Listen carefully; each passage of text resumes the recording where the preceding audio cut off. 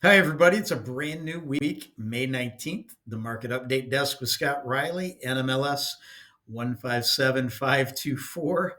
Wow, over the weekend, we had a shot across the bow fired by Moody's against U.S. debt ratings.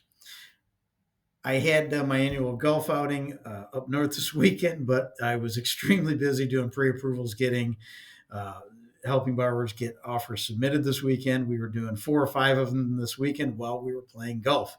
So definitely on call all weekend. Let's go into what happened with Moody's here. So late over the weekend, Moody's actually caught up with S&P and Fitch, who are grading agencies also, downgraded U.S. debt to AA1. Now, the last time this occurred, when S&P and Fitch downgraded it, we saw an immediate spike in bonds, but then the next following days we did see some clawback. So we're hoping that that actually happens this time. Now, they downgraded the debt for multiple different reasons, and let's review that here. So the US debt compared to our GDP is reaching a staggering, mind numbing 123%, the highest compared to most other nations. In fact, our total debt is approaching just a mind numbing $37 trillion. 37 trillion. Let that sink in. And additionally, the federal deficit as a percentage of GDP has now risen to 6.4%, highest of any country. Now, the new data was released also regarding U.S. treasuries. So it showed that the UK is now the second largest bondholder of U.S. debt behind Japan. So China's not in the top two. They've fallen to number three. Now, it appears most nations are increasing their holdings of U.S. debt, which is still the benchmark bond market that's out there. China's not selling treasuries, they're just not increasing their buying, and we're seeing some natural runoff of their portfolio.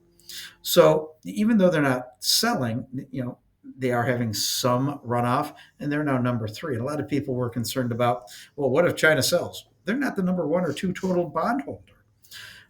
In addition to those two things, the Atlanta Fed president, Raphael Bostic, while he's not a voting member of the Fed, he did speak on CNBC, and he's now leaning in the favor of one cut this year due to tariffs and volatility. So we're starting to see some questions as far as how many cuts the Fed will do this year. It's kind of sitting between one and two right now as the betting market. This week, we get mortgage applications on Wednesday, another very important 20-year bond auction. Remember, we've had a lot of international attraction to our bond market and purchasing the last couple weeks, and also institutional investors are still have a large appetite for treasury debt. Thursday, initial job claims and existing home sales. Friday, we get new home sales.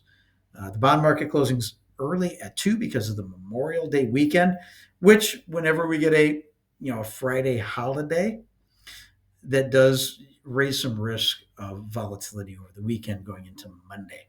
So we're staying on top of everything. The 10-year Treasury spiked in pre-market trading to about 4.55, going over that very important 4.5 mark. We've come back down to 4.486. So that's a good thing. We're maybe seeing some calmness come back in the market and hoping that carries through to the next couple days. We'll keep you up to date on everything. Scott Riley, the Market Update Desk, your original singular market news source for West Michigan. Have a great afternoon.